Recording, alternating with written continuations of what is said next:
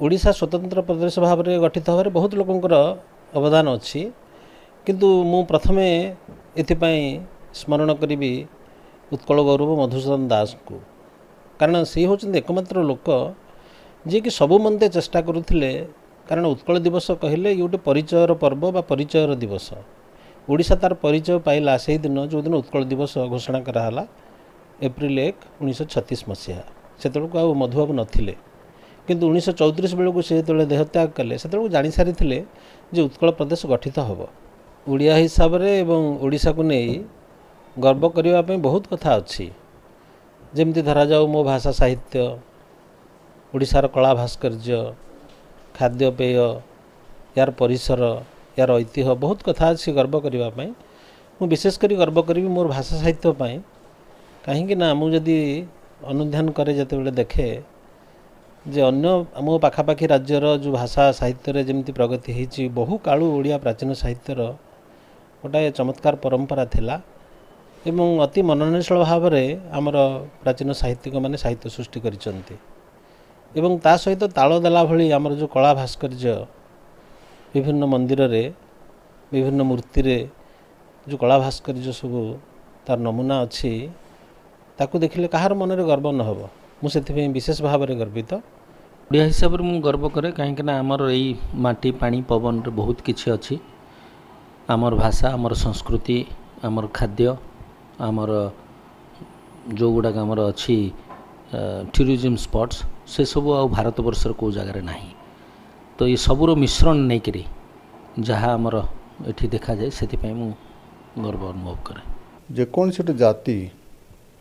जेकोसी संस्कृति से परंपरा एवं आधुनिकता उभयर मिश्रण करी आगू माड़ी चलवा कथा आमे आधुनिकता रु अत्याधुनिकता को जीवा एवं से अत्याधुनिक जहाँ अच्छी बा रहिबो सेटा किछ दिन पर सेटा पुनी पुरातन हो जीवो तेणु आधुनिकता गोटे एभली गोटे एटा गोटे क्रियाशील गतिशील नीति आमको से गतिशील नीति गतिशील प्रवृत्ति को संस्कृति सांगरे ताकू मिश्रण करी आमको आगे जाऊ पड़ो आम जिते आगू जीवा जिते जहाँ गले मध्य आम आम पुरी कोणार्क लिंगराज जगन्नाथ मंदिर अति बड़ी जगन्नाथ दास उपेन्द्र भंज शारला दास एमान को भूली पारिबा नहीं कारण से माने होचन आम संस्कृतिर मंजी आम संस्कृति आम परंपरार मेरुदंड तो मोर वार्ता होची जे आम आगे चलवा किंतु आमर संस्कृति को सांगरे नहीं चलवा ओडिया हिसाब रे मु गर्वित एइथिपाई जे ओडिया मोर मातृभाषा कारण गोटे व्यक्तिर परिचय विभिन्न उपाय हो पारे तार धर्म को नहीं परिचय किछि लोक करती जाति को नहीं मध्य किछि लोक परिचित होगापी चाहती निजर जन्म माटी को नहीं मध्य लोक परिचित होती मु भावुची भाषा को नहीं मनुष्यर परिचयटा सबुठारु बड़ परिचय कारण मनुष्य कथा कहूची एवं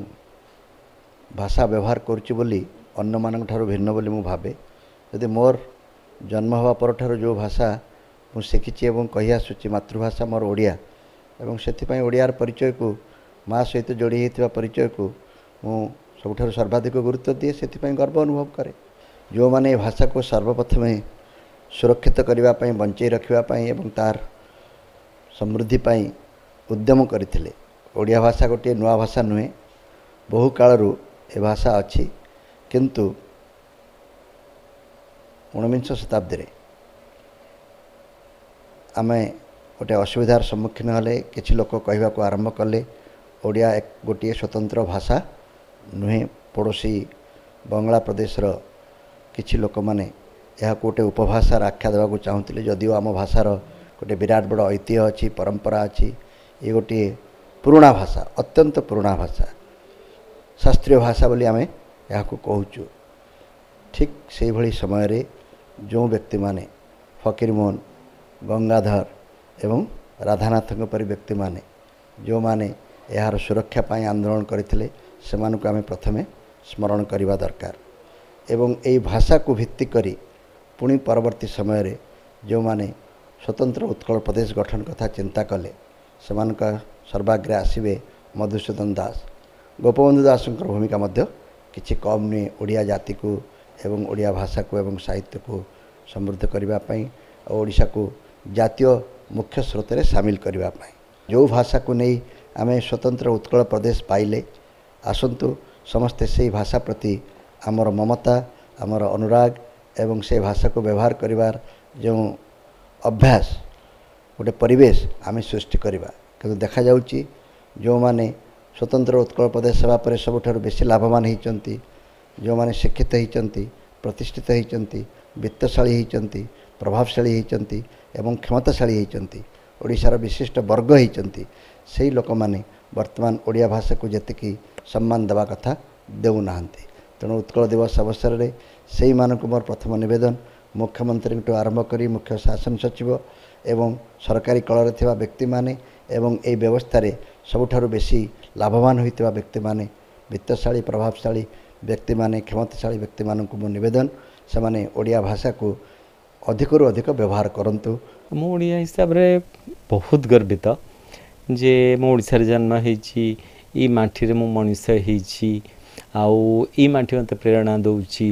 बाहर रही भी तापर मु ई माटी को पुणी फेरी आसी से चढ़ई संध्या बेले ता घर को फेरी जा ता बसा को फेरी जा भलिया तेणु गर्वित तो निश्चय मो ओडिशार लोक मो ओडिशार संस्कृति मो ओडिशार इतिहास सबको नहीं गर्वित ये ओडिशा माटी आम को कौन देइछि आउ तेणु मु जदि समस्त मन पखे दी पारिबी जे ओडिशा आमको एते देइछि वर्तमान समय आछि तार किछटा आमे फेरी दवा पई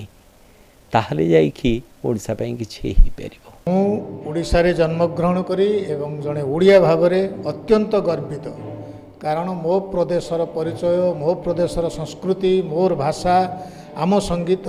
महाप्रभु जगन्नाथ कोणार्क सबुठ आरंभ करी ये सब समग्र विश्व रे अनन्य तेणु ए राज्य ए प्रदेश आम पई अत्यंत गौरवर कथा एवं आम राज्य ये गोटे राज्य जोठी आम कवि कही थांती गोपबंधु बड़ी कवि जे कहती जे निशु मोर देह ए देश माटी रे देशवासी चली जातु पीठे एपणी उद्घोषणा क्वचित साहित्य रे देखा जाए क्वचित अन्य भाषा रे देखा जाए सेमिति भीमभोई कहते जे मो जीवन पछे नरके पड़ी था जगत उद्धार हो यही आदर्शर उदारर बाणी केवल ओडिशार कवि माने कहते एवं सेमती गोटे कविर राज्य रे सेमती गोटे समृद्ध भाषार राज्य रे मु जन्मग्रहण करी अत्यंत गर्वित कारण मोर संगीत ओडिसी संगीत मोर नृत्य ओडिसी नृत्य एवं विशेषकर ओडिसी नृत्य ओडिसी संगीत एवं श्री जगन्नाथंकर संस्कृति पाई आज आम राज्य समग्र विश्व रे परिचित एवं अभिनंदित तेणु मो पाई मो ओडिशा विश्वर श्रेष्ठ प्रदेश।